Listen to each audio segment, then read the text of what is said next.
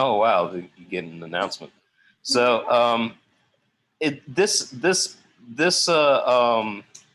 topic is a little bit difficult to discuss like in a linear fashion because it's one of those things where everything connects to everything else, and it's not just me that I don't feel too bad because the way that even the Bible Project has got the series on priest laid out is a little bit okay.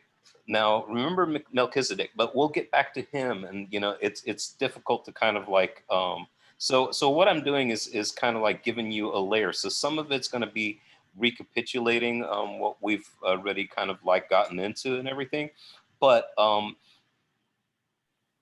it's kind of easier to learn in layers, sort of, let's look at the big story this way, and then let's look at the big story this way, and that sort of thing. Now, it is a bit linear because today I'll be talking about the priesthood from Adam and Eve to Moses, and sort of that gap in between before there was a Levitical priesthood. And so if you can see this, can you see the video, Sheree? Yep. Okay. All right. I'll go ahead and play it. So if you lived in ancient Israel, one of the most important places was Tabernacle was a sacred tent that the Israelites carried as they journeyed to the promised land. And it was sacred because it's where the heavenly presence of Israel's God lived on earth. And the tabernacle had an important design to show just how special it was. There's the outer courtyard, then an entry room into the tent, and it leads into the center of the tabernacle, the Holy of Holies, God's personal throne room, and it's guarded by these heavenly hybrid creatures called cherubim. Notice, the closer that you get to the center, the more sacred the space becomes. The people who work in the tabernacle are called priests, and they care for the sacred space, offer sacrifices on behalf of Israel, and announce God's blessing over the people. Yeah, these priests represent God to the people, and they represent the people to God. So think of both the tabernacle and the priests who work in it like gateways that link together heaven and earth. And this is why the tabernacle was eventually brought up to settle on a mountain, because mountains are where earth meets heaven. Now, one thing that's missing in this tabernacle that you would find in every other ancient holy space are idol images that physically represent the God. Oh, right. Israel's God explicitly commanded them to not make any idol images. And that's because in the Bible, all humanity is God's image. This is what we learn in the first pages of the Bible, where Adam and Eve, in Hebrew their names mean human and life, they're called God's image, which means they represent God in his holy space. And that holy space is a garden, a land called Eden. Yes, and the story is designed to show that Eden is the reality that the later tabernacle symbolized and pointed back to. For example, look close at the descriptions of Eden. There's the larger region on the land that's called Eden. But then within Eden, God plants the garden. And then in the center of that garden, God plants the tree of life. The design of Eden matches the tabernacle design. Yes, and there are details in the Eden story that are developed much later in the Bible, showing how Eden is on a high mountain. Because they're in a place where earth meets heaven. Exactly. And God tells these humans to work and to keep the garden. These are the same words that are used later in the Bible to describe what priests do in the tabernacle. So Adam and Eve are God's image and are like priests working and worshiping in a type of heaven on earth temple. Yes, they represent creation before God, and as God's image, they represent God to all of creation. And they do all of this in this sacred space that's saturated with the life and presence of God. And so God tells them to rule creation on his behalf. They're like priests who embody God's heavenly wisdom and rule here on earth. We could call them royal priests. Exactly.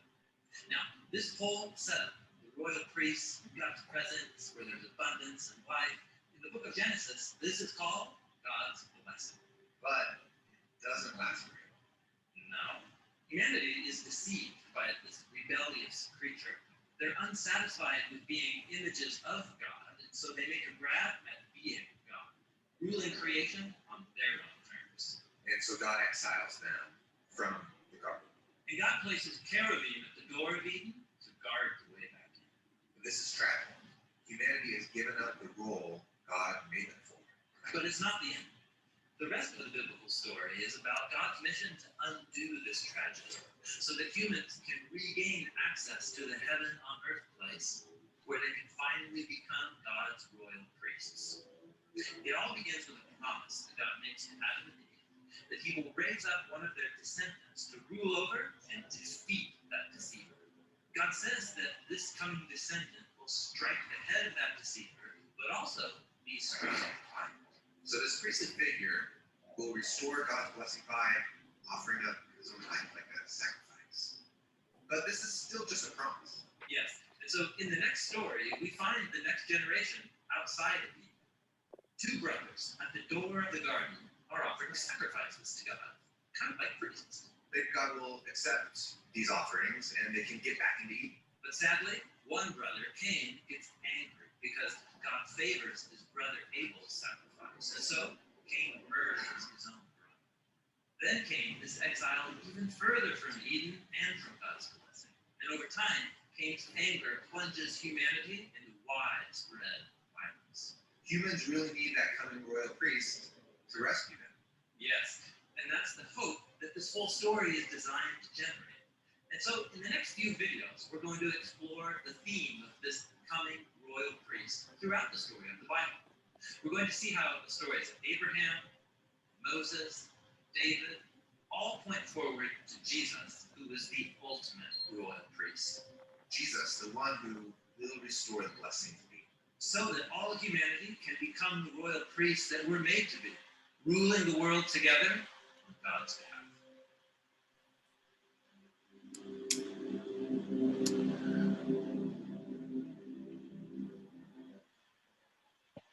So there's probably a number of things there that sound familiar, especially from the last couple of times that we've met. And then the second part of that is probably, some new information there. And that's kind of an overview. I didn't cover all of that, and especially not the beginning there where they show the pattern of the temple being sort of made after the Garden of Eden. I did mention that you had this imagery within the temple and within this the sanctuary of the tabernacle that was adorned like it was imitating the Garden of Eden with plants, flowers, and those sorts of things. But it's also, you have the guardian cherubs, and you have and some other things that would be reflective of that. So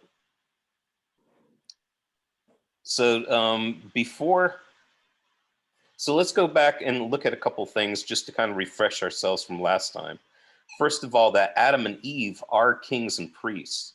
They represent creation to God and God to creation, and they rule and administrate as kings, and they bring the sacraments and the praise of creation to God as priests.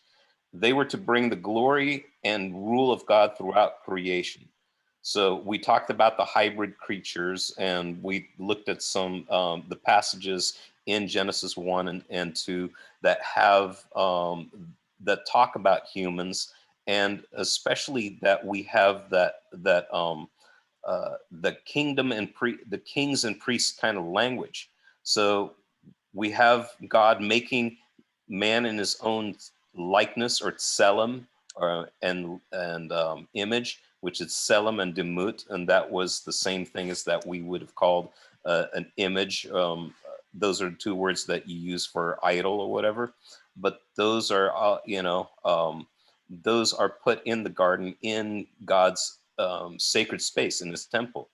And then he starts talking about them as if they are kings. In other words, hear this word dominion, and let them have dominion or rule, which is a kingly kind of language. That's old-fashioned, language to talk about kings, to have somebody rule or have dominion over something. And then we have in Genesis, later in Genesis 1, we have be fruitful and multiply, fill the earth, subdue it, and have dominion and rule again. So that's more subduing language. There's dominion language. And so it's basically king language. Then we have this, the he puts Adam in to work in the garden, and he says to work it and keep it, abad and shamar it. Now, everywhere else that we have in the Bible where those two words are used together, it's only used elsewhere to describe the work that priests do.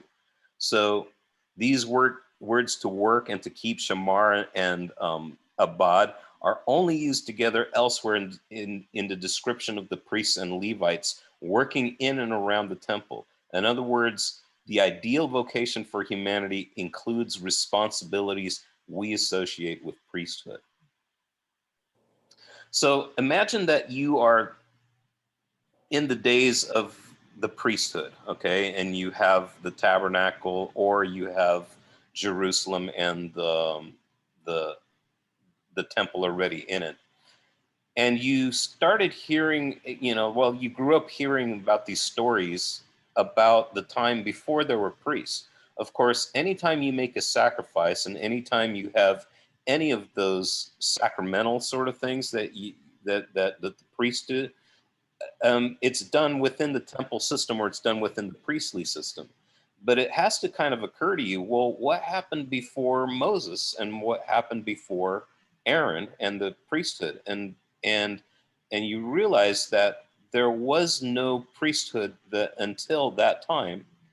And you look at sacrifices, and you saw that certain people had done sacrifices before outside of that system. So you have Abraham making sacrifices, you have Isaac, you have you have even after the instilling of the priesthood, you hear stories about David building an altar or Gideon building an altar, and it's always associated with holy ground or some sort of worship. Sometimes, and often, it would be after the fact. In fact, Gideon is told, "Hey, this we God tells him, build an altar here," and or Isaac builds an altar because he's like, surely this must be holy ground.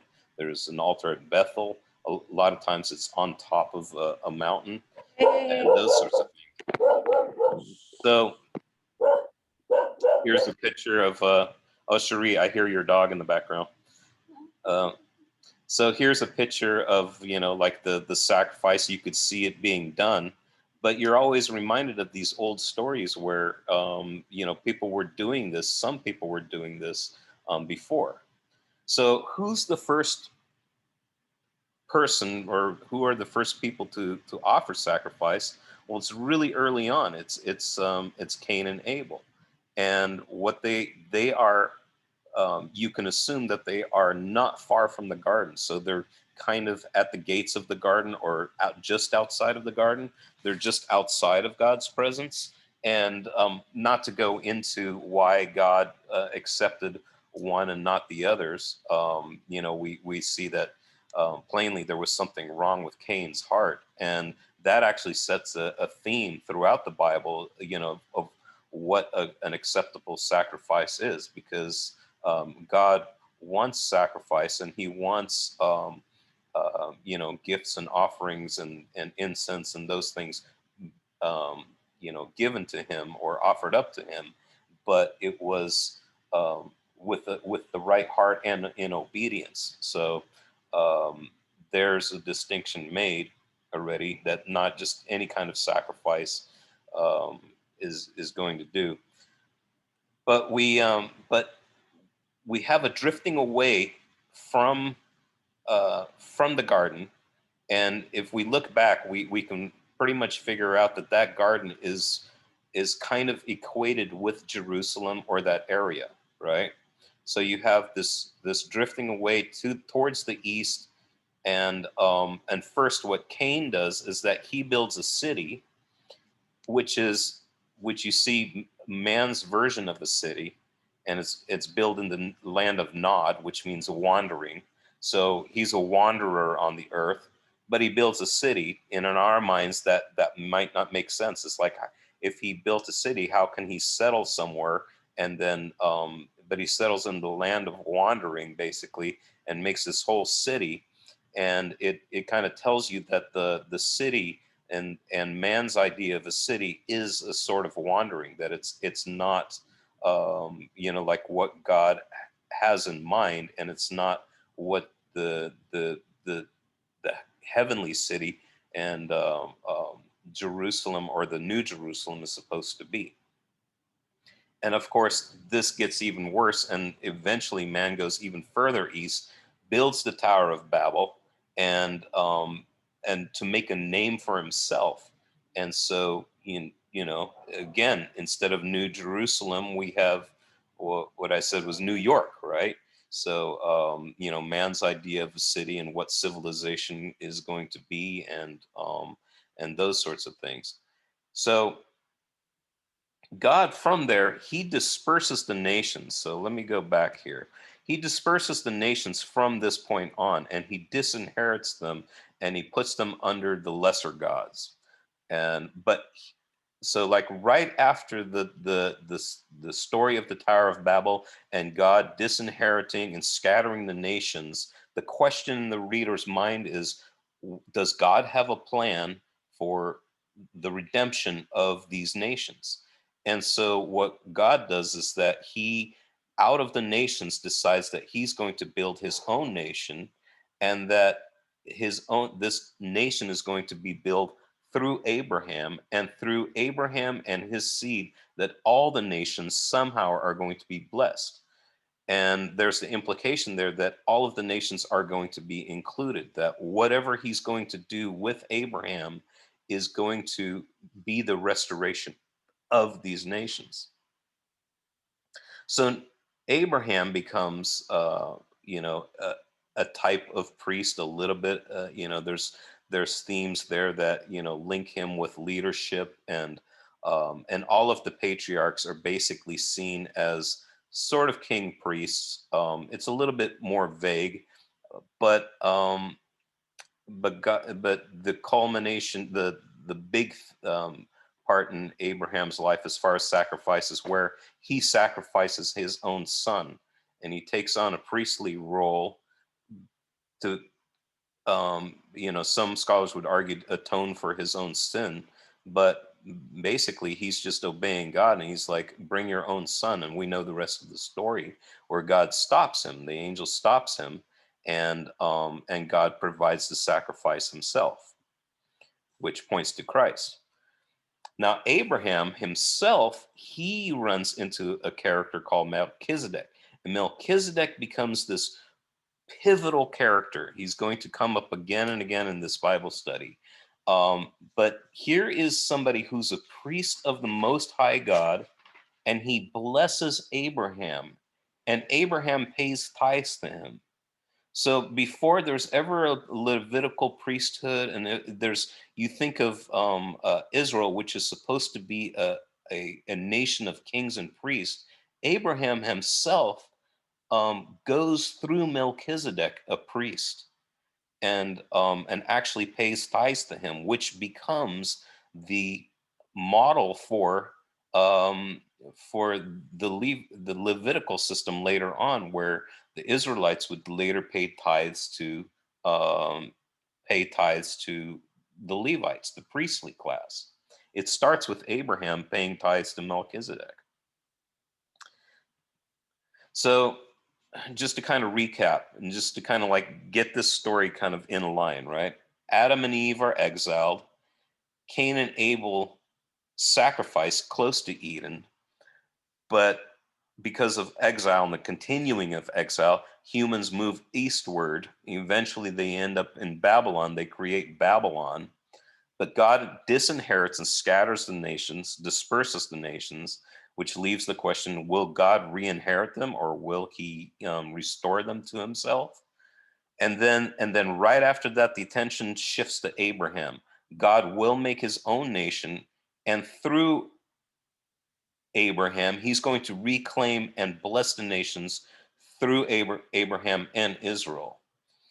And he tells Abraham that he's going to bless those who bless him, bless them, Israel, and curse those who curse them. So some of the first people to curse Abraham are a band of kings who kidnapped Lot. And this brings us to the story of Melchizedek. Actually, the first person to kind of curse Abraham that I can think of is the Pharaoh when he takes Abraham's uh, wife to be his own wife, and then God strikes, kind of strikes that Pharaoh, and then that Pharaoh figures out, wait a minute, this didn't happen for no reason. Wait, is this your? And he finds out, no, this is actually your wife. This isn't just your sister or whatever. And he sends them off with riches, and it's kind of uh, the first instance that we see that God is going to bless those who bless you, curse those who curse you, and it doesn't really hinge on Abraham doing the right thing. You know, it hinges on the promise that God made to Abraham is, I'm going to bless those who bless you, I'm going to curse those who curse you. Period. Right. So here we have a situation, and we'll get into the story a little bit more next week. But basically, what happens is that these kings, they kidnap Abraham's nephew, and Abraham goes after them and miraculously defeats these kings with like 318 men, if I'm remembering the number right. But so 300 odd men go and defeat all these kings, and they manage to bring them back. So it's miraculous. And when he comes back, he's met by this guy named Melchizedek, who recognizes the blessing that God has on Abraham because of this being such a miraculous event. And he throws a feast for Abraham. So he's the first to bless Abraham. So you have what happens with those who curse you, and then the first person to bless Abraham is Melchizedek. He's also the first priest mentioned in the Bible, and so he becomes a model, and in a lot of ways a type. Notably, he's not related to Abraham at all, which I've pointed out comes into play later on when there's a whole Levitical system that everybody understands that the Levites, the priests of Israel, are the priests of God. But then, you have to go back into Genesis and go, well, there was this one guy named Melchizedek, and obviously he's not a Hebrew. This is before Israel even existed. So, and he's not even related to Abraham. We don't even know where he came from. I mean, like, what his family lineage is, and we don't know who came after him. So it's not a priesthood that's defined by lineage like the Levites are. It kind of comes out of nowhere, and then just kind of, okay, what happened to his line and what happened to his order, right? And he becomes a priest to Abraham. Abraham goes through Melchizedek, even though God has actually talked with Abraham himself. And then Abraham pays tithes to him. Later, Abraham's seed would pay tithes to the Levites, Abraham's offspring. So Melchizedek is the king of a place that would later be called Jerusalem. So he is the king of Salem. Later on, that becomes Jerusalem. So you have a priest who's in the right place. It's the future Jerusalem. It's also, in the biblical storyline where Adam and Eve were, and where Cain and Abel had, come from, and so he is in that sacred space. He's right there in Eden, so to speak, and Jerusalem.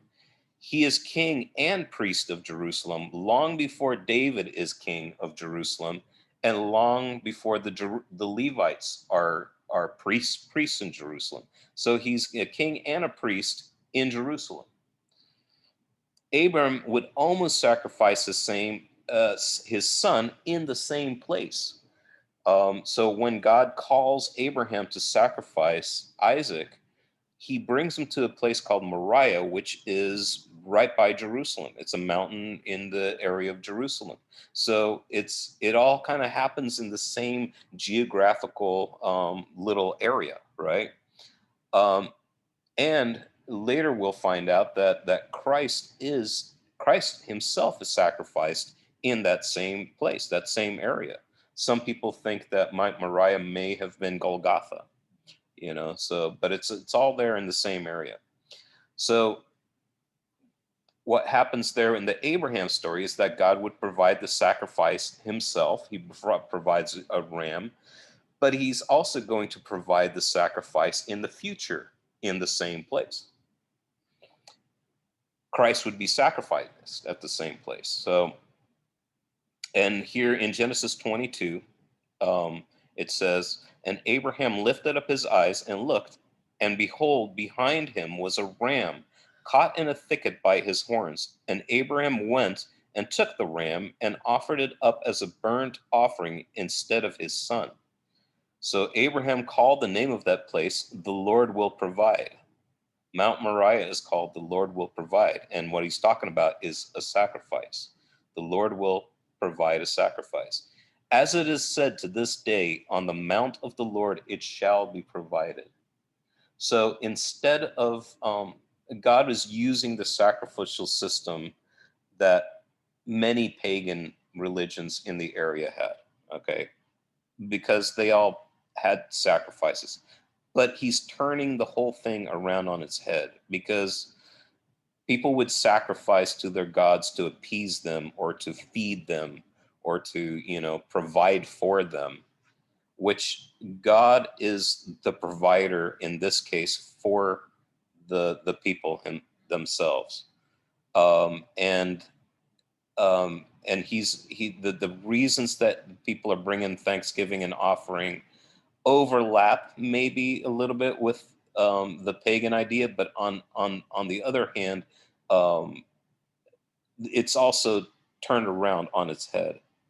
And later we're going to see more and more of how God wants a sacrifice of praise, and he wants people's hearts, but it wasn't because he needed anything. It was because he is ultimately going to provide for the people who are going to follow him, and he is going to provide the sacrifice for them, which is, of course, unparalleled in any of these surrounding pagan cultures.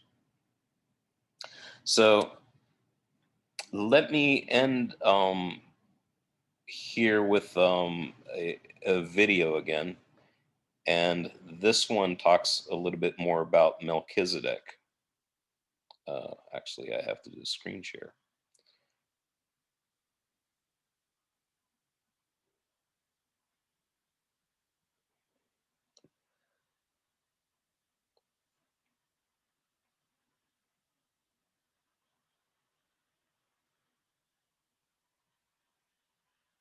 We are walking through the story of the Bible, focusing on the role of priests. And that story begins with God creating a garden called Eden, where heaven and earth are one. And God places humans in the garden to be his royal image, his priests, so that humans and God can work together as one. And this whole setup is called God's blessing. But tragically, the priestly humans are duped into rebelling against God and then exiled. But God promises that one day a descendant will come to defeat that evil deceiver and restore humanity as royal priests. And we learn he'll be both a priest and a sacrifice. But as it stands, humanity is outside of Eden, and things have spiraled into chaotic violence. But God chooses from the wreckage a couple, Abraham and Sarah. And God calls them to journey to the land of Canaan, and he promises to give them a huge family and all the blessings of Eden. Now, the blessing isn't just for them. The goal is that God's blessing flows through their family out to all the nations. And so that makes Abraham's family like a priesthood.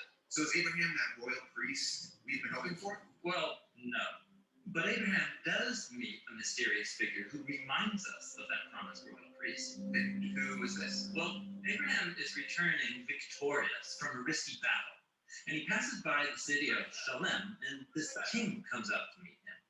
And we're told that this king is also a priest who serves the same God that Abraham does. Ah, yes, Melchizedek. This man's a mystery.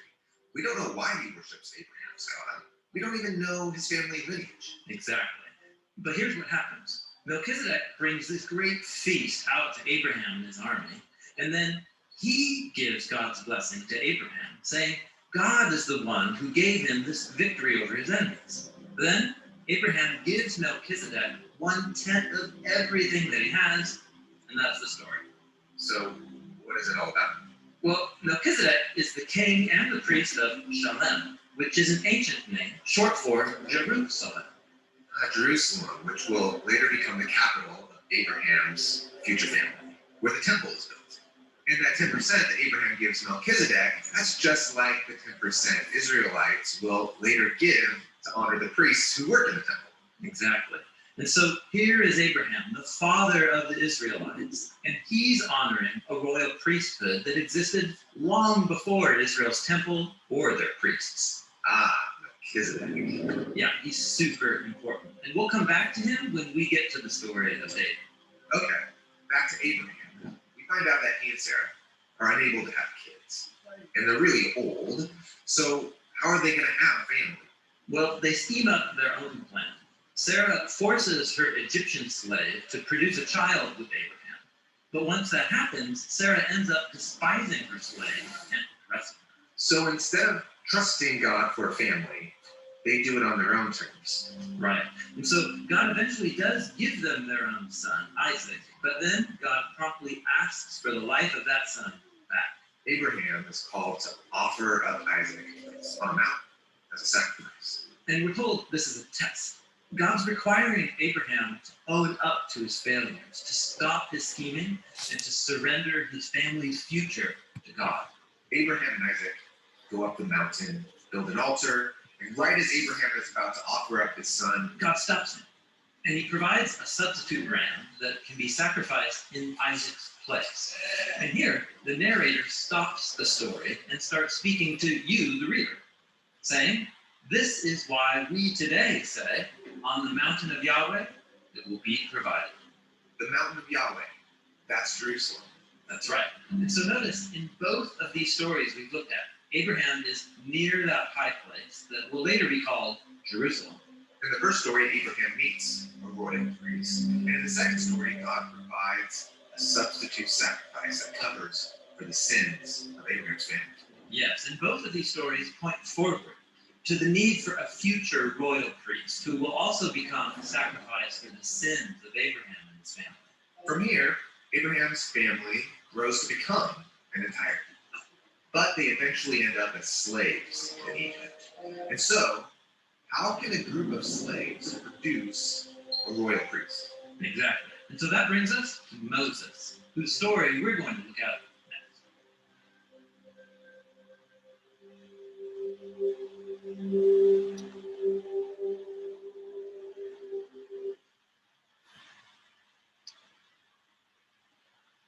All right. So let's discuss this a little bit, or if, just to kind of like give you a hint of where we're going from here.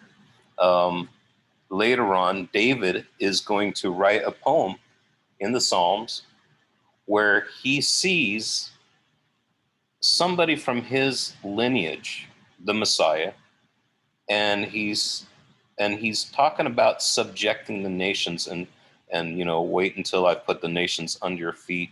I swore that you are a priest forever in the order of Melchizedek. And you think, well, okay, the Messiah is going to come from David, and we see that he's a king, but he's also a priest.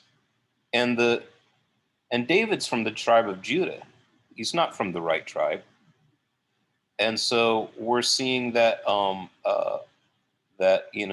this as a king, he's supposed to come from David's lineage.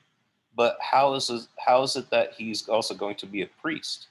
And he uses that language to say, in the order of Melchizedek. So David has become king of the city that Melchizedek ruled in.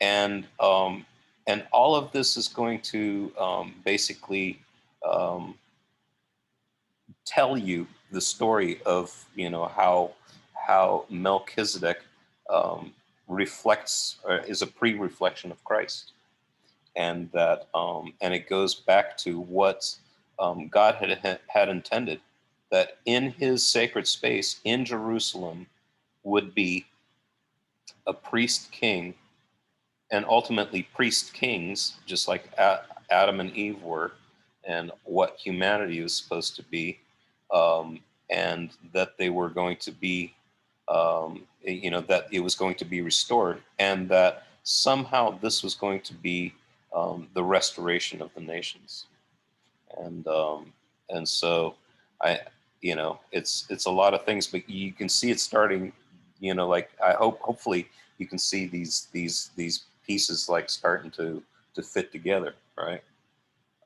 And these stories and how they kind of like harmonize and give you more and more a complete picture of Christ, and that the story of Christ is inevitable throughout Scripture. It all points to Christ, and how the Old Testament gives you all the building blocks for what Christ is going to, who Christ is going to be, and what He's going to be. You know? Did you say that the name of Melchizedek and the tent, well, what could have been a sacrifice of Isaac was what a lot of scholars think was where Jesus was crucified? Yeah. So Mount Moriah. I think it may be disputed a little bit, like exactly which mountain in the region that is. You can look on a map. There is a mount that they describe as Moriah. But it is a mountain of Jerusalem, or that general vicinity. That's different than It could have been Golgotha. Yeah, I've heard some people say basically that Moriah is Golgotha, or that it was the Temple Mount where that that Abraham brought Isaac to. My question, of course, is that Abraham is a contemporary of Melchizedek, and he's bringing him into um, he's bringing them into he's bringing Isaac into he's not bringing him into the city of Shalem, but it's probably a smaller city at that time, but he is bringing him to that area, and it's a 3.5 days journey, so it's important that he goes to that mountain. Yeah, go ahead, Sheree. I just had a question. Like historians from that time, like Josephus or something, they don't identify it as one way or another, or is that because, well, Josephus was he was Jewish, right? Josephus, yeah. Do they Yeah. not? Mhm. I don't know what Josephus says about it, or what others, I've read mostly Christian authors about the topic, but I think everybody can agree that it has to be in the same area, and that's kind of the I don't know how much like the Jewish people would, so Christian commentators will definitely place it like in the area of Jerusalem.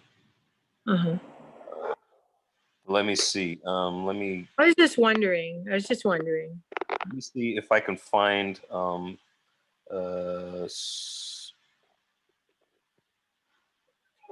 Okay, let me share this. Let me go to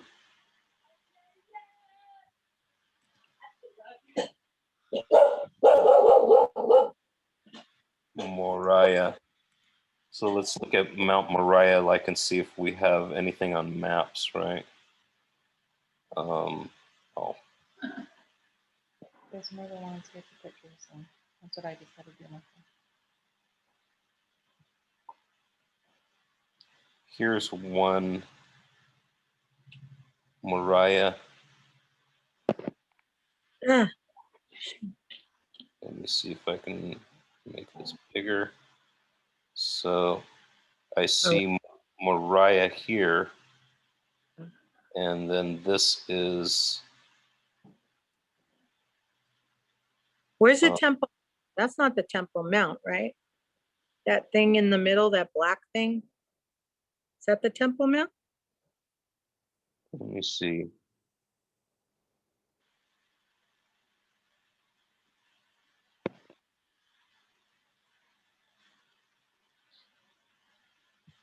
Um,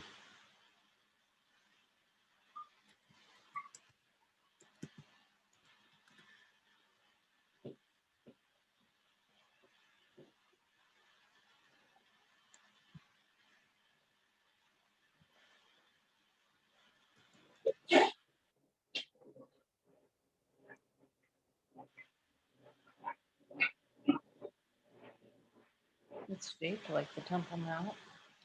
so highest mount. So it's on the same mountain. The skull, the Golgotha, at least according to this one. You have the northern city wall. You have the Calvary escarpment. Uh-huh. This is the place of the skull. Um, you have the garden here, like the garden tomb, which is on the mountain too. That's Yeah. important because you know, like Where he goes to pray. yeah, and also you know, if he was buried on a mountain, then you'd have that whole thing about like kings being buried in gardens or paradise, and then the gardener's the king, you know. So like that whole language about like him being mistaken for the king probably attaches to that idea. But basically, the highest mount on of so then you would have basically probably like Abraham and Isaac doing a sacrifice here. Right there. Christ being hung on the cross right around here. Yeah, right. That's according to that map. Let's see. Somebody else got this. Mount Moriah. This probably. Oh, Uh, there's the Temple yeah, Mount. Temple Mount. Dome of the Rock is right here. So this is all like one big mountain area. Um, Jewish quarter. So you can see, you know, it's all very close together. I don't know Yeah. where Gotha is with this orientation. Um, and then here's an interesting looking Dome of the Rock, Aqsa Mosque, and a bunch of stuff I can't read.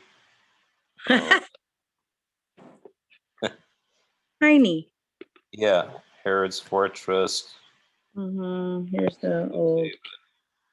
Yeah, it's all like all in tight quarters, and you can see this is just, you know, like you know, all like on a hilltop, mountaintop. So you were saying that you think that all of this was Eden also, right? You were saying? Yeah, it's cosmic geography. So it's telling you that Jerusalem. There's a lot of scriptures that equate Jerusalem with Eden, and it's not just so I'm not like trying to I'm not trying to pinpoint on a map where the Garden of Eden is, and No. I don't think that the Bible is either. So like when they say cosmic geography, it's kind of like it's telling you a story. There's you know like you know like where you have the Garden of Eden, you have these rivers that are flowing from it, but some of those rivers are nowhere near each other. So you're going with this is like you either had geographical changes or you're being told something in a way that you're supposed to understand something different than like us, you know, especially like Westerners trying to like, you know, figure out, oh, where on the map was it, you know, and like the like all this like the search for Eden kind of stuff that you'd find. I don't, yeah, I think it's like, I think it's barking up the wrong tree. It's not the story that the Bible's trying trying to teach you. Um, but there's because even when you look at like say Ezekiel's temple and Jerusalem, it's not even like geographically it's not even like the it doesn't even make sense.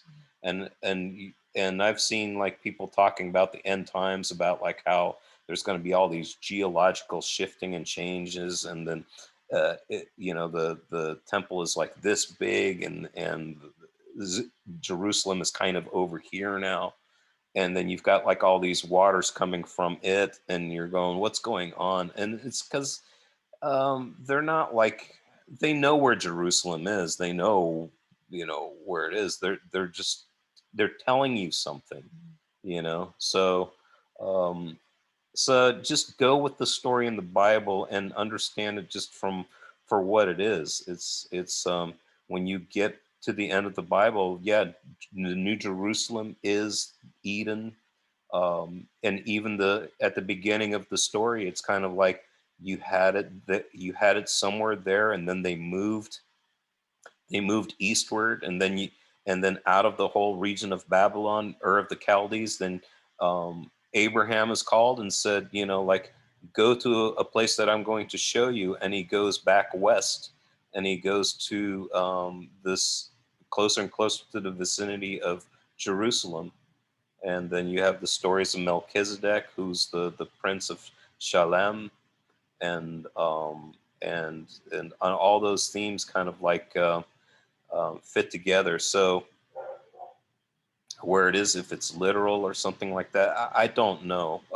But the Bible is definitely giving you a theme and saying, like, this is kind of like where they belong. And but ultimately, Abraham was looking for a city that was not built with human hands. So even though he's like in that land of promise, and Jerusalem's there and everything, and he has an encounter with Jerusalem, ultimately what he's looking for isn't something that's built with human hands anywhere. Anyway, it's the heavenly Jerusalem, and that's what Hebrews 11 tells you. You know, so it's kind of like the way that heaven sees that story of earth, and is telling you um, something that like that well, telling the ancients something that they can understand. I don't know if that helps, um, but it's just kind of like, it is what it is. No, it is so fascinating, Mark, everything, and how it starts when you have more understanding, how it starts to fit together better and make a clearer picture where Yeah, you, when you don't have any understanding, it's just kind of, what? Like yeah, I used to wonder, why, why does God have people wandering everywhere? Or why are they trying to, I mean, you know what? How come he moves Abraham? Well, that makes sense if he's trying to get them back to where he wants them, yeah, closer to where he wants them. That makes sense then.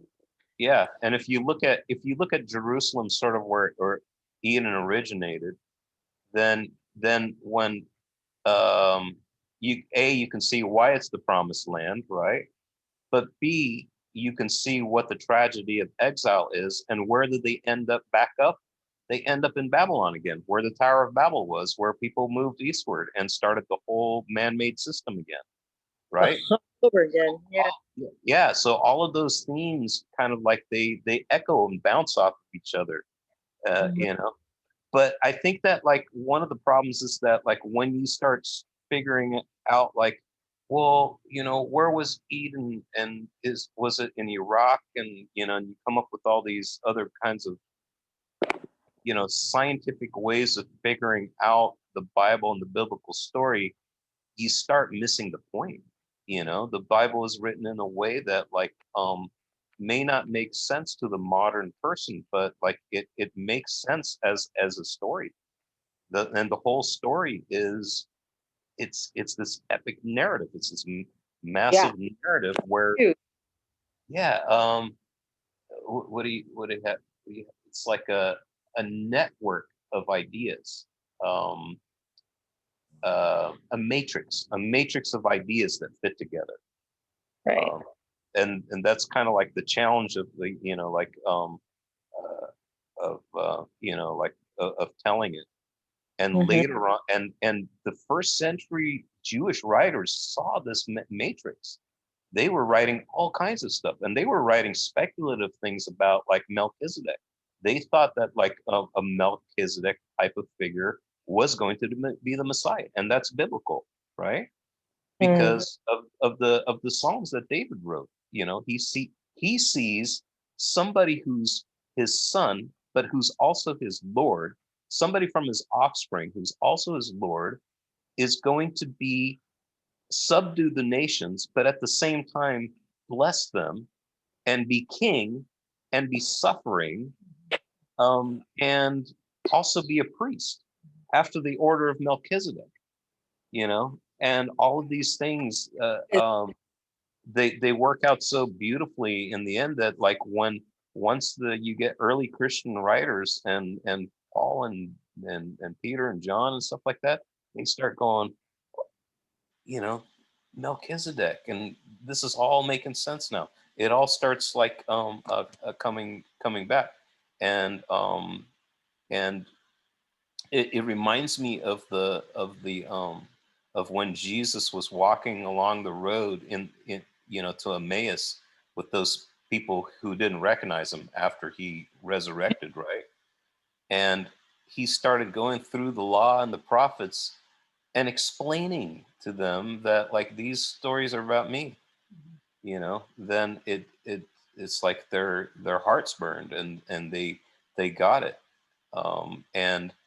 And like as Rachel's pointed out last week, was that when the Bereans wanted to, when they sought the scriptures daily to see whether the things that they were being taught about Jesus were true, they sought they sought the scriptures, but it was, what did you have then? You didn't have the New Testament. It's all the Old Testament, and they were seeking the Old Testament and going, this all fits together. Yeah. Mhm. Everything points to Jesus. Yeah.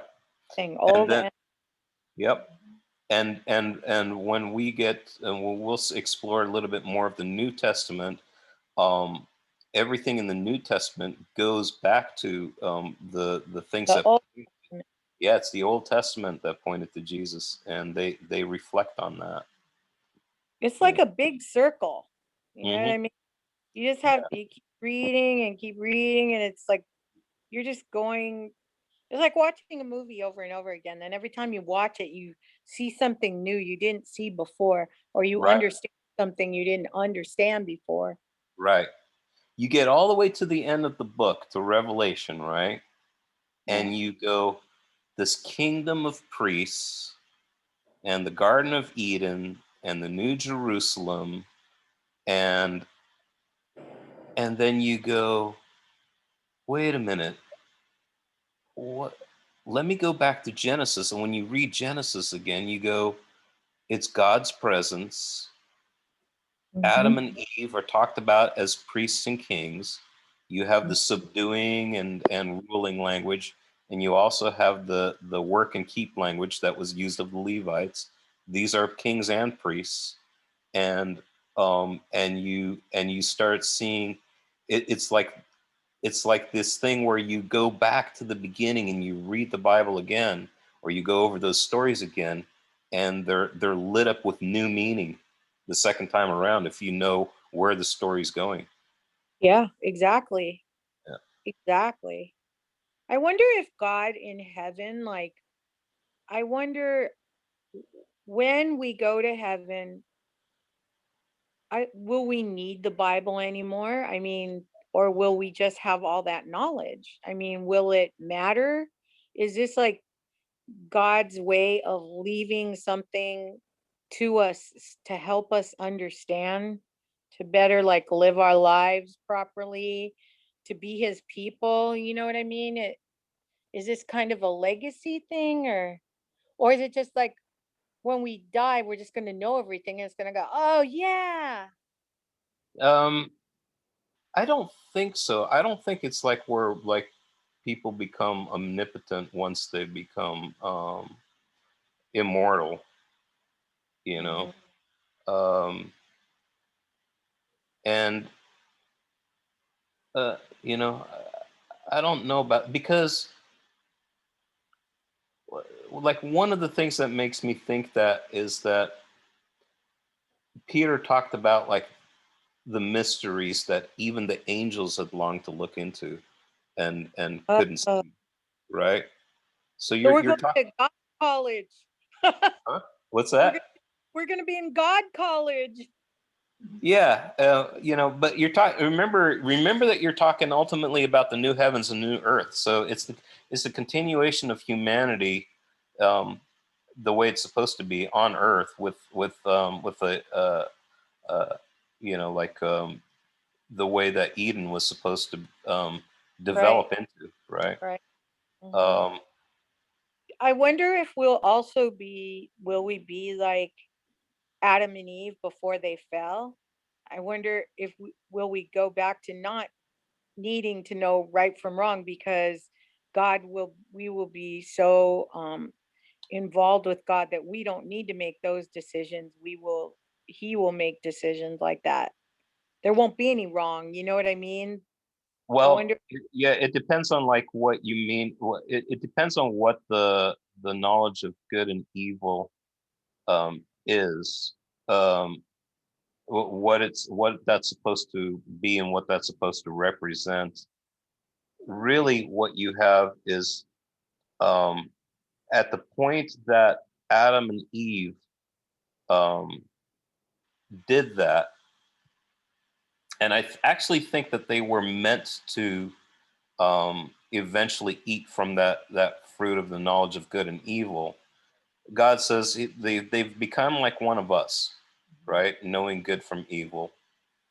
And I think tied into that is that they've become like us, where they determine what good and evil is. And Adam and Eve decided that for themselves. You know, like it, because they became like God, or like the Elohim, in the sense that they took command and made their own decisions. Hmm. Uh, but I think that like first of all, that in a sense that was probably our destiny, to become um, more independent agents, but like-minded with God. In other Right, words, you are, um, we have to be obedient, and we have to put his will over our will, right? But it right. means that we have a will that really is in friction with his will, at times. You know, it means that like we have to be subdued, or we have to it even says that of Jesus, that he learned obedience, right? I don't think like, I think that like in his glorified state before becoming human, that he, you know, it's like obedience is not like a it's not an issue. You know, he'd always just been one with God, but Uh-huh. now it's kind of like where he's in a position where he goes, yet not my will but yours be done, Uh-huh. right? Where and he obeys the Father, even though he doesn't want to go to the cross. You know, everything in him is saying, I don't want to do this, this is going to be terrible. um, but he does that for the joy set before him. And then and on the other hand, end of it, all rule and authority is given to him. And in his glorified state, I don't think it's a matter of like being obedient to the Father. It's just being at one with the Father. And I think that that's kind of like the picture with us, is that like right now we have to be obedient, Yeah. um, but but I don't know if obedience is going to be much of the. It's I don't know if obedience is going to be an issue anymore. you Mhm. know, because we've become like him. Right. We've become like Christ, and we're one with the Father, and we're of the same mind, and Ooh, that's cool. our wills are like His will. These are the things that the Father wants, are the things that we want, you know, Right. and Mhm.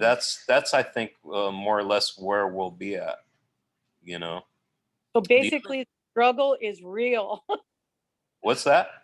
We're human. The struggle is real. Yeah, the struggle's real, you know. It's like the flesh. The flesh wants to do its own Look at thing, and that. it's a fallen flesh. But like our glorified bodies are going to be different. And the other thing is that like I don't think that that man was immortal to begin with. He was meant to eat from the tree of life, and that was a choice to be made. And a destiny, but that's going to be that appears again at the end of the book in Revelation. You have the tree of life, and its leaves are for the healing of the nations, and those who eat of it, you know, like are given life, and you know, and Jesus even described that like out of you is going to come fountains of living waters, kind of like Eden was like the wellspring of living waters that fed the world, you know. Uh-huh. Uh, so it's like all those themes like come rushing back, and Jesus is talking about those, and he's promising those. Um, and to eat from the tree of life is like the the proper thing. But so yeah, I think that's it's just different ways of telling you like um, what the destiny of man has always been, I guess, you know. Uh-huh. We're gonna be so busy Yeah, I don't think worshiping and doing stuff and yeah, singing. We're just gonna be busy. yeah, we're not gonna, you know, it's not just gonna be like a bunch of harp playing and floating on clouds, you know.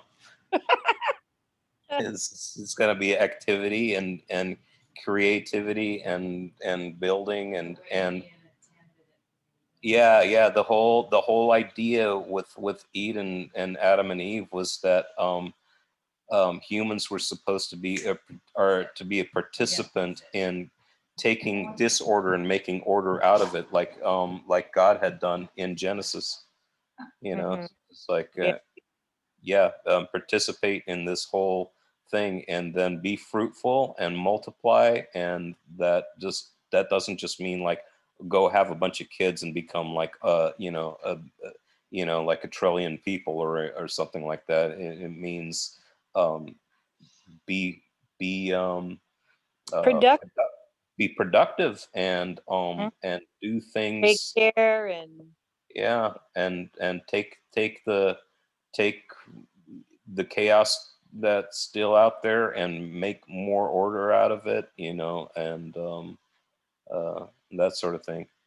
The chaos Ooh, order narrative is really important, but are you uh, gonna do that chaos order narrative one of these days? I already did that. You can look Was back that on before some. I came? That's like one of the older videos. I did talk about chaos and order. Yeah. Okay, I'll look for it. But you know what? But yeah, if you come over early sometime, you know, we can talk a little bit more about chaos and order. But there is a really good.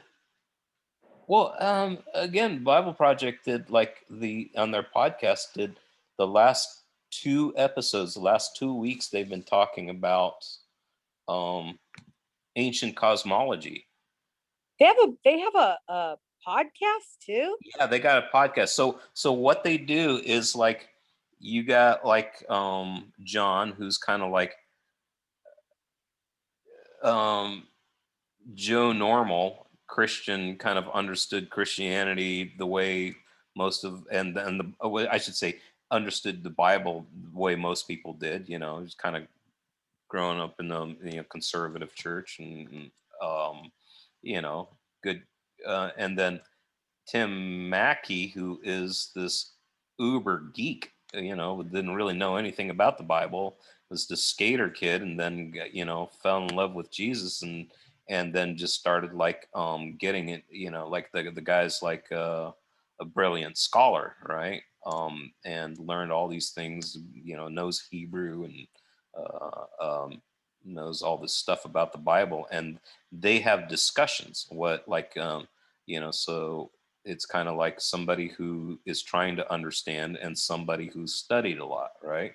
And then with those discussions, between those discussions, that's how they formulate what they're going to cover in the videos.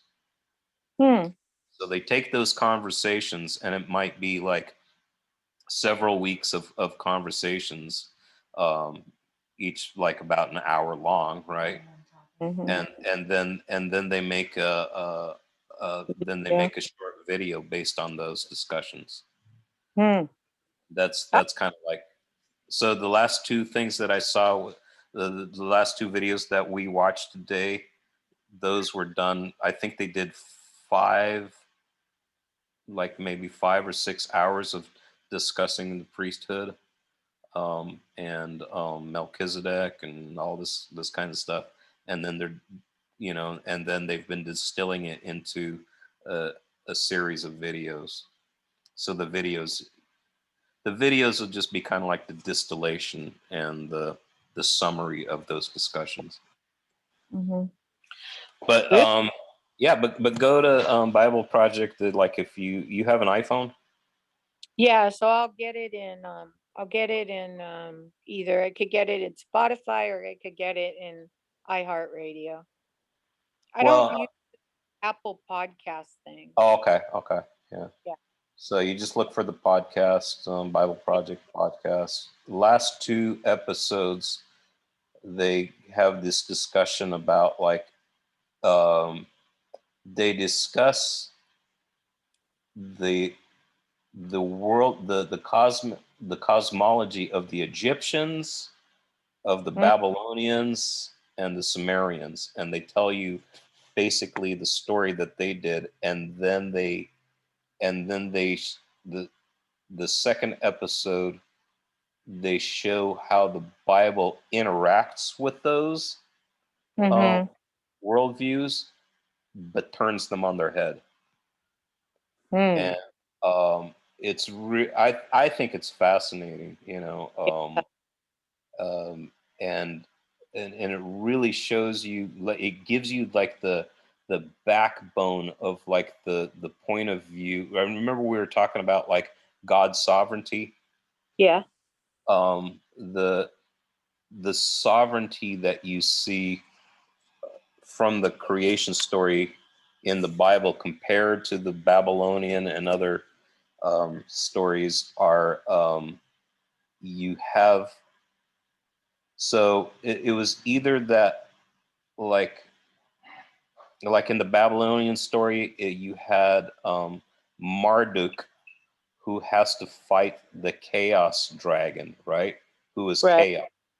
And he goes in and she's gonna swallow him up alive, but he dives into her stomach and kills her and all this other kind of stuff, and like it dives into her mouth, and it's like this whole battle about like taming the chaos, right? Whereas the picture that you have from Genesis 1 is that God is he the chaos waters, are his canvas. Is like he's outside of it. He exists outside of it. Like in the Egyptian cosmology, it's like you have the earth, their earth god came out of the chaos waters and then became the land, and that sort of thing. But here you have like God outside of it, outside of the chaos waters, hovering over the waters and creating something out of it. And he can use those chaos waters. He's the master over all those things.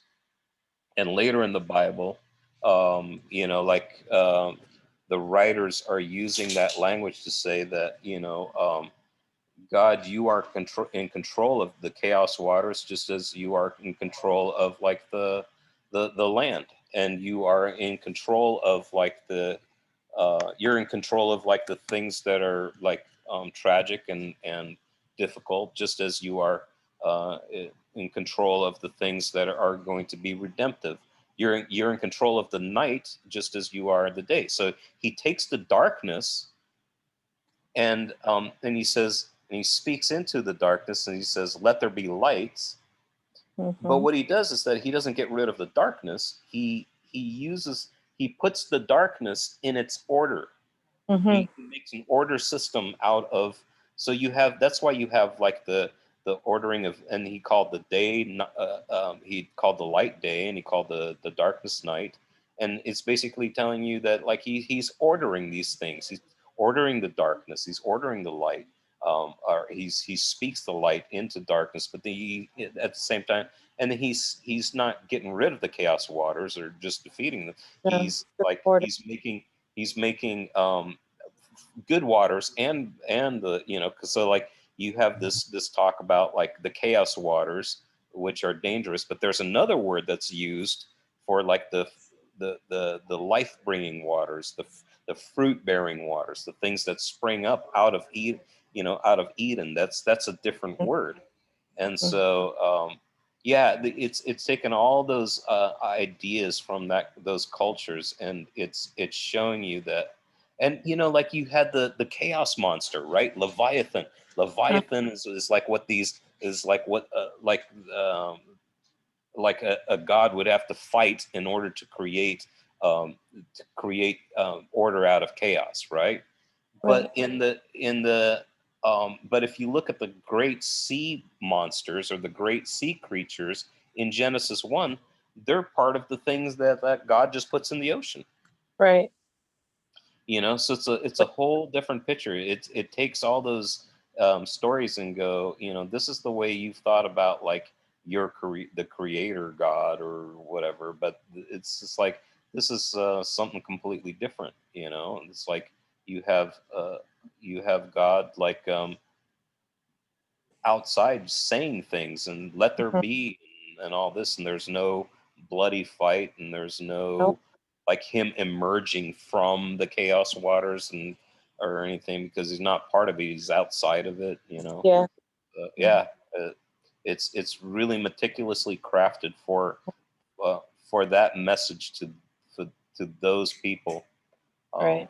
But you know, you put yourself in that mindset, then when you read Psalms about it and you read you know, like all these other comments in the Bible, you think back to those images and you're going, oh, this is what's meant by that. You know, it's really enlightening. Really cool. Two cool conversations that you Very got. cool. Yeah, Very cool. they'll be doing some cartoons about it. Yeah, they'll make some videos about it, so we'll see that in the future. But in the meantime, we'll stick with priests for the next couple of weeks, and then yeah, I'd like to revisit chaos and order, but you know, You did it. but yeah, chaos and order. Just look at the. I'll look up the Yeah. podcast and then I'll go back and see if I can find yours on So YouTube. the way that the ancients understood things is that, okay, we think of like in terms of like you know, first there was nothing and then there was something, right? But like that whole concept of nothing, I think that like an ancient would have said, well, those chaos waters, those were the nothing, right? They don't really have a category for first there was nothing and then there was something. That just doesn't exist in their stories. So any of the creation narrative that you see in that part of the world, and in any part of the world like that I can think of, except for in the West, they don't have a category. It's like if something is chaotic, that's nothing. In other words, something, if it's not part of an ordered system and there's no purpose for it, there's no use, and it's waste Okay. and empty and void or whatever, that is, it's meaningless and it's nothing. In other words, something doesn't really exist until it has a purpose and it has a name, that sort of thing, right? Right. So that is where Genesis 1 is coming from, really. We're just not used to thinking that way. Right. And I think that if we got together with like an ancient and said, and described to them what our concept of nothing would be, they would probably say, well, that's what we mean by the nothing, the waters. Hmm. And honestly, science nowadays, it doesn't really have a concept of nothing, as far as like our modern cosmology. The Big Bang isn't about like a Big Bang appearing out of nowhere, out of nothing. That's not what the Big Bang Theory is. The Big Bang Theory is that it came from a singularity, that everything was within that. Hmm. All space time came from a singularity, but it's not out of nothing, right? Um, Right. and then anything that's before that point is a mystery. But and what some people would say is, well, it came from a multiverse where you have all these universes, but none of them are really inhabitable, or most of them are going to be completely, almost all of them are going to be completely hostile to life, and it just happens that, and so there's all kind of, nobody, like, but like, modern cosmology doesn't come from, from nothing, but we do. But you could look at it as a order out of chaos narrative. Hmm. You know what I'm saying? I But that think does that seem like God's character? God's character doesn't seem like that. He seems like he's an organizer, a creator. He, like Well, you said, but order. that's the point. That's the point. Is that he is the organizer of the chaos and bringing it into an order and putting it into an ordered system. Mm, okay. That's what the separating of water and land is. That's what the separating. That's what the calling. This is night. This is day. But the sun and moon here. These rule the night. These rule the day. You know. It's a whole narrative of like God taking disorder and making order out of it, and that's what creation is in the Bible. We think of creation in the sense of creating something out of nothing, and though that may be true, it's not what the ancient that's not what the ancients were thinking. It's not the way they thought. Mm, So you come up with, you try to explain it. You explain things to people in a culture the way that they can understand it, yeah. and that's what it is. So when you try to over uh, scientificize it, you know, I guess, uh, you start you start turning it into something it doesn't want to be, and yeah, and you'll start like missing the story. Um, So it's like whatever you think of like the ancient cosmology or whatever, just if at least we can go back and go, okay, this is the way people understood things. This is a message to the people who lived in that time, and Hmm. this is how it makes sense. And then you can go back and go, you know what? It now it starts making sense to me too, but not based on me taking, like what do you mean? Like you stretch out the heavens like a canopy, and what does that mean? Or so it's like the pillars, the the earth sitting on pillars, and the the abyss below, the waters below, and it's like what but this is the way it's taking ancient cosmology and it's telling them a story that they can understand. And then once you kind of, but you have to interpret it for our times based on that, and not just taking, like, um, you know, trying to prove like where the pillars of the earth are and stuff, you know.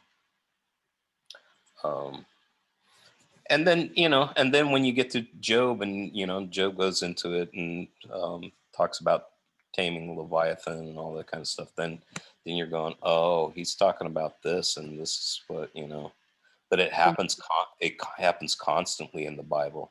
The Bible, so much of Scripture is like a polemic against the gods of the pagans.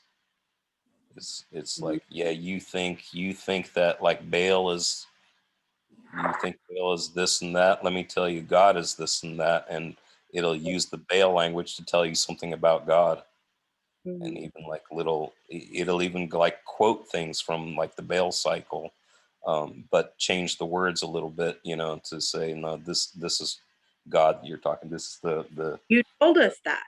yeah, the Most High. Yeah, this happens all the time. Even the visions that Daniel saw with like the like the what we think, oh, were those UFOs and wheels within wheels and all that kind of stuff.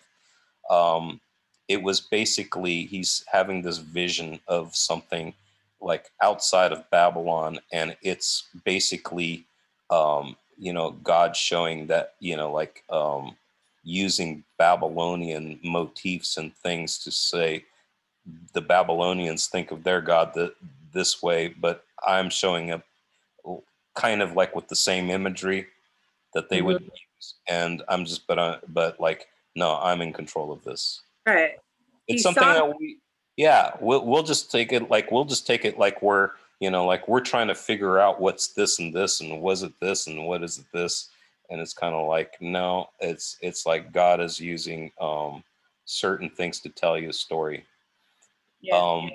But then at the end, it's like, sometimes you wonder, Jesus was like, there's a time, like when I did all the mountains, remember the Mount of Assembly and the mountains, Yeah. and the Bible uses all that imagery about mountains and it being close, but then ultimately Jesus at one point tells the woman at the well, there's a time coming and is now coming where you're not going to go to this mountain, where you're not going to say we need to go to this mountain or in this temple over here, but Right. but God is looking for worshipers who are going to worship Him in spirit and in truth. And Jesus starts talking about like his followers is like, you are that city on the hill. It's not about like a place called Jerusalem. You are the kingdom of priests. You are a kingdom and priests. You are these. Yeah. So, and then the when you get to Revelation, it's like there is no temple. Um, Basically, there's no temple anymore, and in fact, there's not even a sun, because God was the originator of like that thing. Let there be light. And there's no more sea, and you're thinking, what the heck, like there's no more ocean or whatever. No. It's, What is that? huh? There's no more sea. Come on, God. Yeah, well, it's basically telling you that there's no more chaos waters. It's going back. It's going back to like that. The sea was still seen as like the kind of like the chaos waters, and like um, that like dry land is your refuge from those chaos waters, uh, and the abyss and that sort of thing.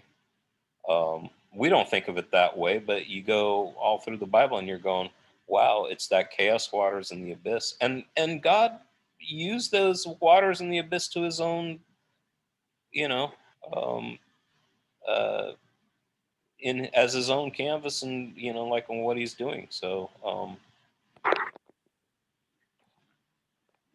but yeah, Also, chaos and order is that you, that's one thing that like you can see that like throughout all of Scripture, it's that chaos and order language. yeah, it's good, Mark. Good. All right. Well, we talked for a long time, and I hope to see you soon.